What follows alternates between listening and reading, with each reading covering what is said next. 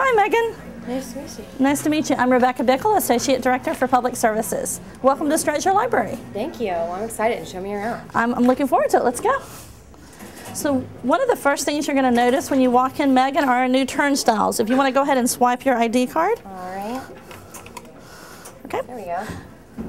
The ID cards and the turnstiles allow us to maintain security for the users of the floor and get data about how valuable the space is for patrons. Okay, great. Great. Let's keep going. So Megan, as soon as you move past the turnstiles, what you see here are our service desk. We've made some significant changes here. Okay. Rather than a large reference desk, which the students told us was intimidating, we've got small service desks that are flexible and easy to approach. Also, over your shoulder, you can see we have a self-checkout. So if students don't want to go up to the desk or faculty don't want to come up to the desk, they can help themselves and check out books. That's great. Yeah, this is definitely a lot less intimidating, and I like the smaller desk, and I feel like it was a lot more approachable. Right. We call this our circle of service. So again, the first thing you see is staff grouped around this circle. And anytime you come near this garnet color in the center, you know you're going to find a staff member. And this is one of our areas that's new and very popular with students. We call it our Technology Center. You can see the students working with Photoshop and other high-end digital software here. We've got staff to our left to assist them. And again, one of the most popular features of our floor is our laptop checkout. So you could walk out, check out a laptop, and take this anywhere on the floor or in the building and get to work. Megan, this is an example of one of our smart rooms. The group study rooms are brand new to the space and the students love them. They stay booked. Lots of things to talk about in here. Right behind you is our smart boards. Students can walk in, plug their laptop into it, and use digital ink to make notes on the board, to use the web. They can circle, highlight notes, and email it to themselves. So if you don't need high-end technology, on this side of the room are floor-to-ceiling writing surfaces that the students can use to make notes. And you'll walk on the floor some nights, and there'll be chemical equations from ceiling to floor. And if you don't have enough writing surface, you can even write on the glass. Kind of give me an idea of what's going on in here. I'm so proud of this space, Megan. This is our library classroom. And we had a library classroom before, but nothing like this. So you can see over on this side that there are glass walls leading into the classroom.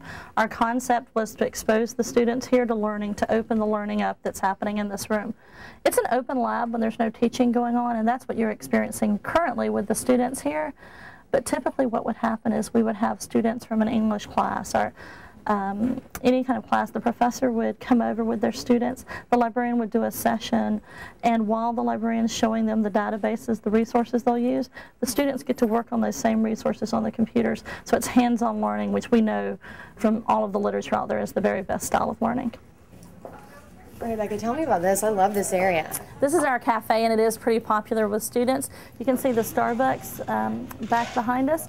So one of the most popular features, this space is open 24 hours a day along with the rest of the floor. So if a student needs coffee at 4 a.m. in the morning while they're studying, if there's a study group going on at 2 a.m., they've got access to coffee every hour that we're open. There's a variety of interesting seating going on in this space. You can see the booths back behind us on this wall.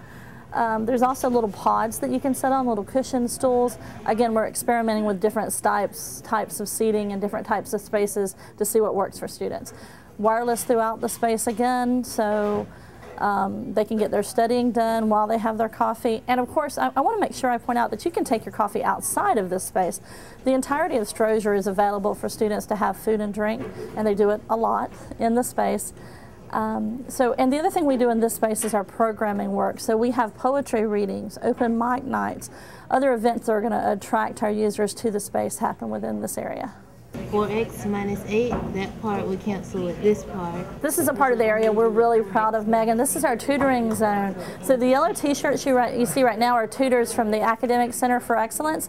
They provide tutoring from 10 a.m. in the morning until 7 o'clock at night, and from 7 p.m. till 1 a.m. we have library tutors. So you have a huge number of hours of free tutoring going on right here in this space. If you come into this space with an expectation in your mind of what an academic library is, you're going to be blown away. Because what you find is that this is a space that has a constant hum going on. Students are talking, they're chatting, but they're accomplishing a lot. And I think the traditional concept in people's mind is that every floor in a library is a shush floor. And what we're trying to create is spaces that support both collaboration and quiet study.